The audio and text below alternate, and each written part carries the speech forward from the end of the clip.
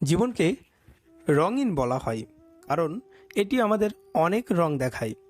জীবন কখনো হাসতে শেখায়, আবার কখনো কাঁদতে।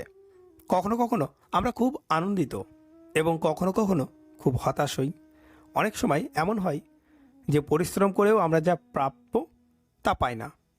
অনেক চড়াই উতরাই পেরিয়ে রক্ত ঘাম একাত্রিত করেও আমরা গন্তব্য পাই না।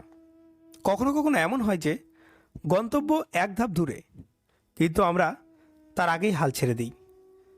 এই পরিস্থিতিতে অনুপ্রাণিত থাকা, সাহস বজায় রাখা এবং হাল ছেড়ে না দেওয়া খুব গুরুত্বপূর্ণ।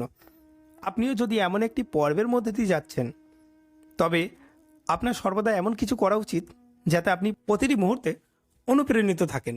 ইতিবাচক পেতে আপনার প্রতিদিন কিছু ভালো এবং অনুপ্রেরণামূলক জিনিস পড়া উচিত।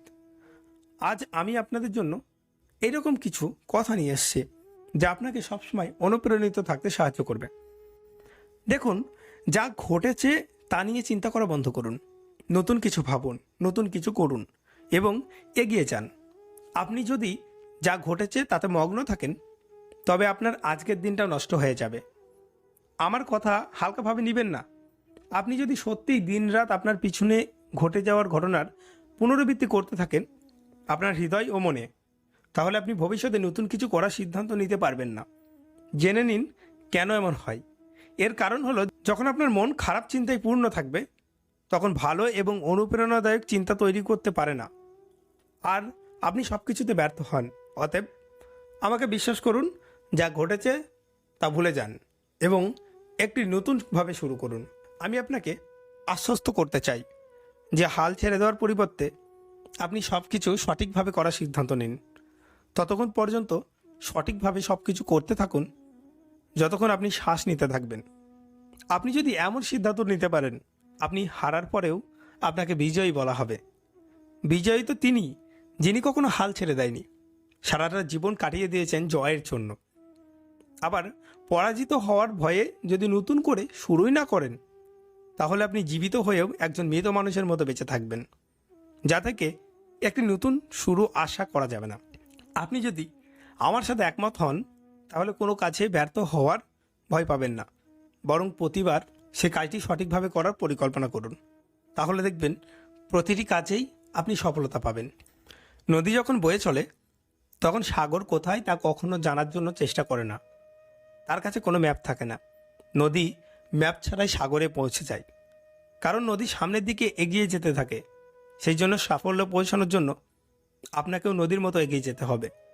আপনি যদি থেমে না থাকেন, ক্রমাগত অগ্রসর হতে থাকেন, তবে সাফল্য অবশ্যই আপনার কাছে এসে ধরা দেবে। যেমন করে নদী ঠিক একদিন সাগরে গিয়ে পৌঁছায়। আপনার ভবিষ্যৎ আপনার মুখ থেকে বের হওয়ার কথার মধ্যে লুকিয়ে আছে, এবং আপনি আগামীকাল কোথায় পৌঁছাবেন তা আপনার মুখ থেকে বেরিয়ে আসা কথার দ্বারা প্রকাশ পায়। কারণ আপনি যা বলবেন তা মনের মধ্যে লুকিয়ে থাকা চিন্তার কণ্ঠস্বর। লোকে বলে, মাতাল হলেই মুখ থেকে সত্য বের হয়, কারণ তখন সত্য বলার সাহস আসে। তাই ভাববেন না যে শব্দগুলি শুধু শব্দ। শব্দগুলি আপনার ভবিষ্যৎ। আপনি যা বিশ্বাস করেন, আজ না হলে কাল আপনার হয়ে যাবে। উদ্যমে বেড়ে ওঠা পিঁপড়ের দিকে তাকান। পিঁপড়ের চলার পথে তার রাস্তায় একটা আঙ্গুল রাখুন, দেখবেন সে থামবে না। আঙ্গুলের উপর দিয়ে পথ খোঁজার চেষ্টা করবে। তার পথ যতই প্রতিকূলতা আসুক না কেন, সে তার মৃত্যু পর্যন্ত তার যাত্রা চালিয়ে যাবে।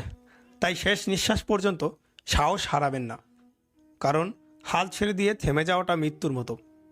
একইভাবে প্রতিটি মানুষের উচিত তার জীবনে শেষ নিঃশ্বাস পর্যন্ত চেষ্টা চালিয়ে যাওয়ার। কারণ যে ব্যক্তি ছোটোখাটো প্রতিকূলতায় হাল ছেড়ে দেয়, সে কখনো সাফল্যের উচ্চতায় পৌঁছাতে পারে না, কখনো পৌঁছায় না। সে সবসময় ব্যর্থ হয়। এই পৃথিবীতে ভালোভাবে বাঁচতে চাইলে মানুষ কি বলবে তা ভাববেন না। মানুষের কাজই অন্যকে নিয়ে বলা। নির্ভয়ে আপনার কাজ করতে থাকুন এবং আপনার লক্ষ্যে মনোনিবেশ করুন। এগিয়ে যেতে থাকুন। প্রথমে লোকেরা আপনাকে নিয়ে হাসবে, আপনাকে পাগল বলবে। তারপর ধীরে ধীরে তারা আপনাকে বিশ্বাস করতে শুরু করবে। তারা আপনাকে অনুসরণ করতে শুরু করবে, অনুকরণ করতে শুরু করবে, এবং শেষ পর্যন্ত তারা আপনার ভক্ত হয়ে যাবে। জয় আপনারই হবে। তাই চুপচাপ অপেক্ষা করুন। নিজেকে খেলোয়াড় হিসেবে গড়ে তুলুন, দর্শক করবেন না। অত হইচই শোরগোল করে লাভ নেই। আপনি আপনার কাজ নীরবে করেছেন। আপনার কাজ, আপনার সফলতা মানুষকে জানিয়ে দেবে আপনার পরিশ্রম সম্পর্কে। সেদিন আর আপনাকে বলতে হবে না। আপনার পরিশ্রম আপনার মুখ দিয়ে যখন বলবেন তখন আপনাকে কেউ দাম দেবে না। আপনার কাজ, আপনার সফলতা যখন বলবে তখন মানুষ সবাই আপনাকে দাম দেবে।